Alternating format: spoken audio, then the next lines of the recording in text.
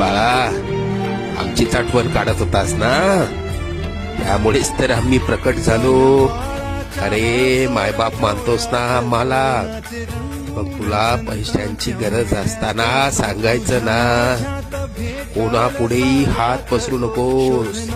लोक 2-4 हजारांची मदत करतीलही, मग तुझ्या मागे सर्वांना तुझी मजबुरी हसत सांगतील.